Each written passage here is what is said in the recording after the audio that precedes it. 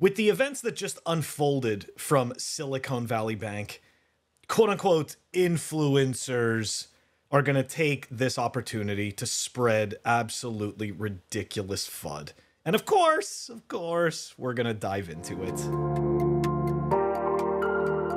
So, yesterday, as we're picking up the pieces from SVB, and we're seeing the quote unquote positive messaging out of the US government that essentially they have just nationalized all the banks and just pretty much essentially started the next bubble that we're all going to enter, and I'll be very surprised when it fails. But anyways, it's okay. I'm not here to spread that type of conspiracy FUD. Instead, we're going to take a look at a ridiculous tweet out of Rand Neuner, which I know you're like, Phil, only one ridiculous tweet? There's like 50 of them a day. We can't even keep up with them. This one's especially ridiculous. Okay, so just for people who don't know who he is, CNBC crypto trader, founder, crypto banter, invests in protocols that will change the world. Give them enough time to do their thing, and I shill shitcoins. Okay, anyways, here we go. Don't be fooled by this bailout. We lost Signature Bank over the weekend. The 3 biggest crypto banks in the US are now gone. There are no real on-ramps that remain. That doesn't actually make any sense, which is exactly what I posted in my response. Thank you, Anchorman. Okay, I mean, we could pretty much spend the entire day just tearing Rand Neuner apart because he just has absolutely horrendous takes.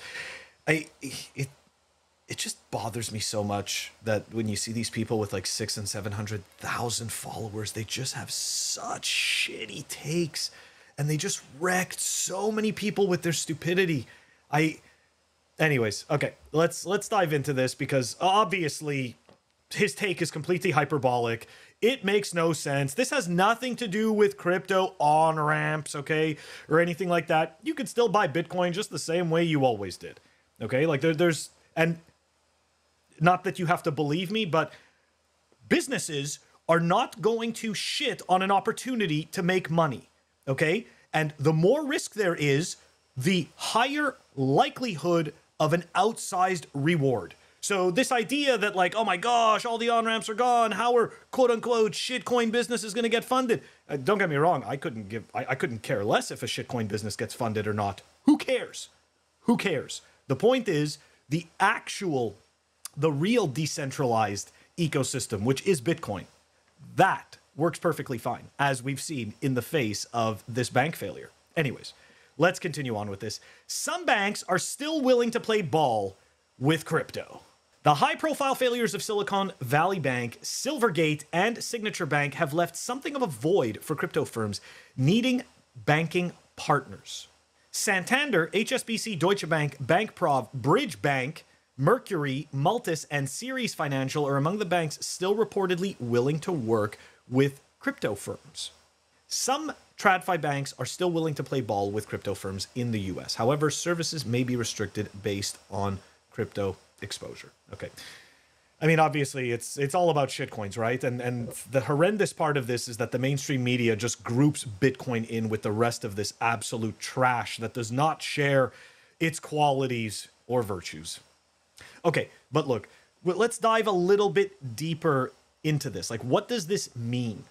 The memo notes that banks may restrict some services for crypto firms, such as brokerage and money market services, and the ability to wire money to third parties. Traditional banks may be willing to set up banking accounts for crypto firms, but would place restrictions based on the level of crypto exposure, according to the messages.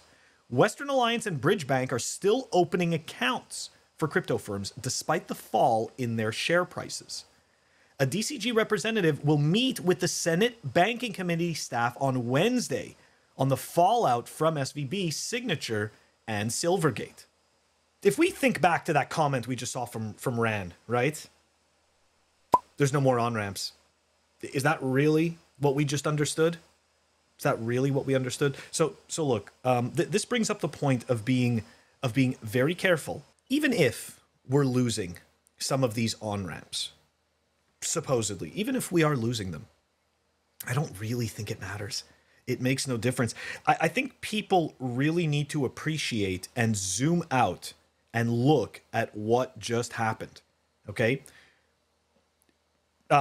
First off, this bank failure, the Silicon Valley bank failure, is nowhere near as big as Washington Mutual. I was discussing this yesterday with a fellow Bitcoiner, and I mean, this is a giant nothing burger in comparison. Okay, but the interesting thing that happened, is that as this news of bank failure occurred, Bitcoin's fiat exchange price began rallying. And I think that people need to understand why that happened. That happened because Bitcoin is doing exactly what it is intended to do. See, unfortunately, when it comes to Bitcoin, you'll only realize what its true qualities are when you have absolutely terrible situations occur, such as some of the ones that we're experiencing, right? Where all of a sudden businesses have no money to pay their employees. Now, you see, in a Bitcoin world, that doesn't happen because there is no institution. You, the key holder are the institution. Okay? So there's no one that can stop you. There's no one that can take it away from you. So when we see these types of failures and we see the government scrambling to come up with a rosy narrative to make everybody feel good and have the warm and fuzzies, that's when we realize Bitcoin's qualities. And we're like, this is why I Bitcoin.